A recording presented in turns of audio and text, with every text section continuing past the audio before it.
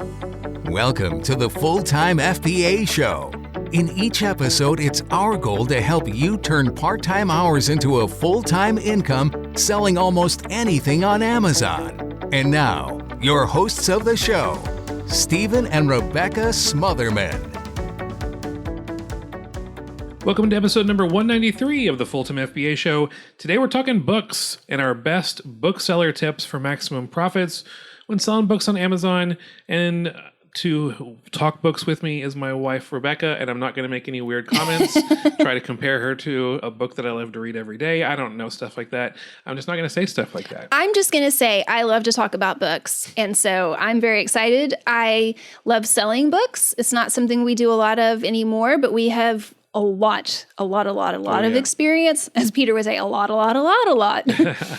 A lot of experience selling books, and we still sell books too, but it's not our main source of inventory right now, and I'm excited to talk about it. Yeah, it's a fun topic, and we'll get into it right after this.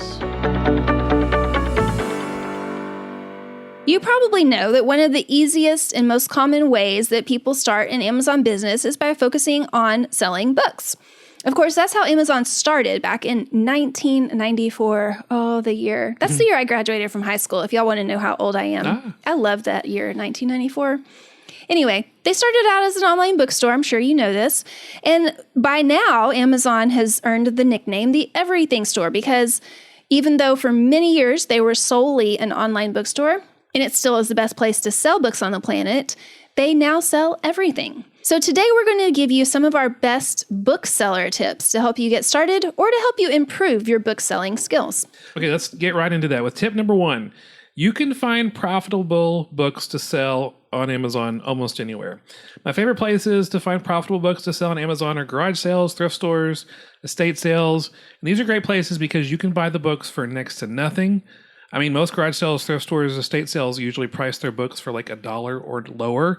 And you can, with some patience, find books to sell on Amazon for like $10, $50, even more. I think the highest price book I ever sold on Amazon was around $250 that I got at a garage sale for $5. One book. Yes, one book, bought for $5, sold for $250. It was some special airplane type of... Like airplane maintenance, wasn't it? Yes, airplane maintenance book that did really well for us. Yeah, I remember when we found that, when you found it, I think I was at the garage sale with you, and that was quite a celebratory day. Absolutely. We're buying it for $5, and we're like, don't smile too big. Keep your calm, Smo. Right. Okay, so the second tip we want to talk about today is that when you're selling books on Amazon, it's almost always the best practice to sell that book as used, not new. That sounds kind of contradictory to what we usually are advocating for, that you sell new items on Amazon. But when it comes to books, it can be tempting to sell a book as new and expect a higher sales price. But unless that book is in perfect condition and unopened, you really cannot sell it as new. Plus, if Amazon is selling the book in new condition, they absolutely will not share the buy box. And the buy box is where 80% or more of the sales come from on an Amazon product page. You might be able to get the buy box away from Amazon in any other category, but they will not give you the buy box when it comes to books in new condition. Plus, the book category has something that almost no other category has, and that's a used buy box. So you can, if you price your book competitively, earn time in the used buy box and increase your chances of getting the next used sale. Most book readers are perfectly fine with buying a used book as long as it is well taken care of. So don't be afraid to sell a book that you think should be sold as new, actually in the used condition. Yeah, speaking of used books, that leads us to tip number 3. Many of you already know that if you've been following me for a while that I use Keepa to make smart sourcing decisions. And Keepa has a free tool, a paid tool that tracks the sales rank history, the pricing history of almost every item on Amazon. And we use those sales price history to best predict the future sales and prices. Well, you probably already know that Keepa has been tracking the price history of the lowest new price.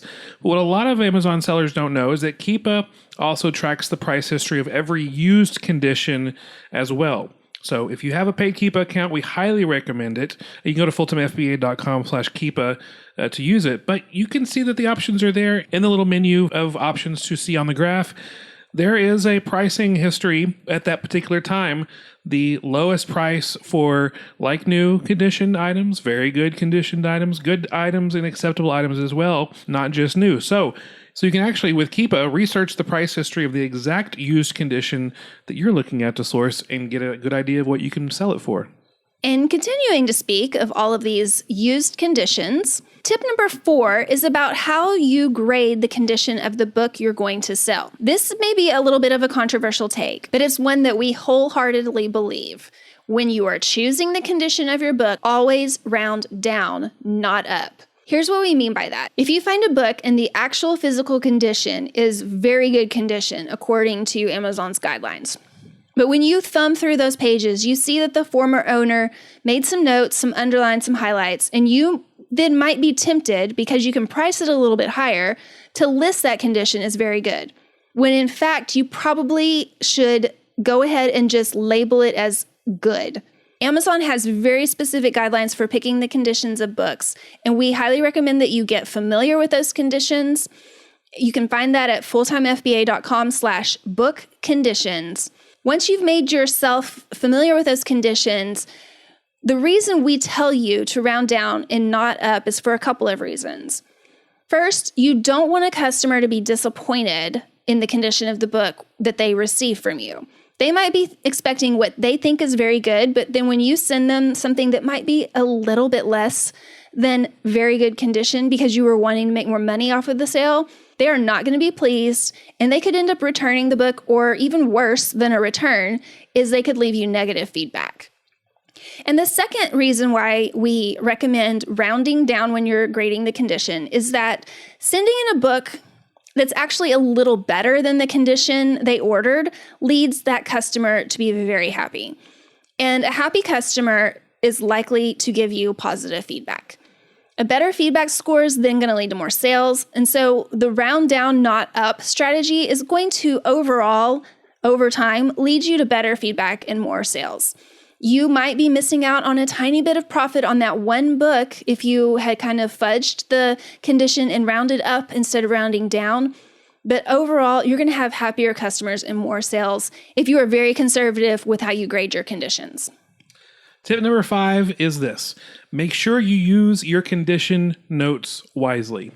If you're used to selling stuff new on Amazon, you might not even know that condition notes are even an option.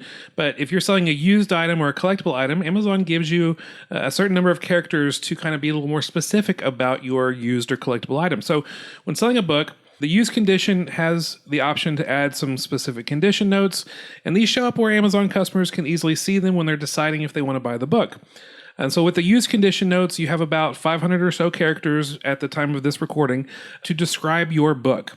And so just think about what can be something that a customer will want to know about the book that might set yourself apart from the other competitors. Because this is what a customer is thinking. They are thinking, did the seller actually look through the book? Did the seller actually grade this well? Am I going to get the kind of book that I'm expecting to get? Think about this. If you were wanting to buy a book, which seller would you buy from? Would you buy from seller A, who listed the book in good condition with no condition notes, or seller B, who also listed their book in good condition, but also added good readable copy, slightly worn edges, no creases on the covers or pages, only a few sentences underlined, but otherwise the book has no other writing or marks on the pages? I mean, I'd get from seller B. I'd buy from seller B 100% of the time. And I think more people would like to know the details so they'll know better what they're getting exactly. So this leads to happier customers again and potentially more positive feedback again. One thing about the condition notes, the first sentence is the most important because Amazon will show the beginning of what you say the condition notes are, and eventually it'll get to a ... click here for more. So you want to make sure, and people are just scrolling with their eyes, that the first sentence is the most important of your condition notes. So last week I told you about Chris Green's new book, coming out called The Flip Game, and he has a section in his book about reselling books because he gives a lot of examples in his book about reselling books. And as a reminder, you can still get this book for free if you sign up for the launch webinar coming up in a few days. That link is fulltimefba.com/flips to sign up for the book launch webinar on June 21st, where he's going to be giving away a free copy of his book, The Flip Game. If this is sometime you're listening after June 21st, that link will still lead you to how you can get the book. It's still going to be super affordable, fulltimefba.com/flips. There's so much more we could share with you on reselling books, but this episode's a really good start. We'll probably come back in the future with another episode filled with more book reselling tips to help you sell books for bigger profits on Amazon. But if you found any value in this particular episode and you don't want to miss out on all of the other valuable content that we put out on a consistent basis, including any upcoming podcast episodes, we invite you to join our email newsletter. To subscribe, go to fulltimefba.com and click on the red subscribe button on the top of the page. Fill out your name and email, and you'll never miss an upcoming training, video, blog post, coupon code, podcast episode, basically anything we do. Anything we send out that's going to help you turn part-time hours into a full-time income via Amazon FBA. You're going to want to be on that list. fulltimefba.com to get subscribed. Thank you so much for joining us for another episode of the Full-Time FBA Show. As a reminder, we have the transcript along with all the links that we mentioned in this episode at fulltimefba.com/193 because this is episode number 193.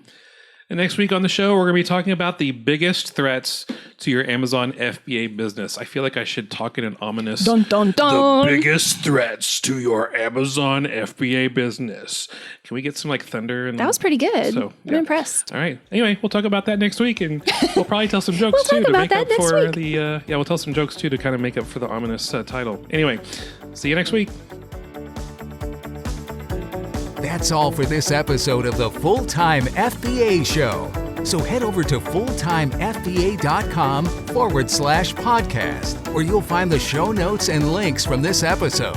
While you're there, subscribe to our newsletter where you'll get several free downloads of our popular and helpful Amazon FBA resources. Now, take action on what you've learned today so you can find success at turning part-time hours into a full-time income with Amazon FBA.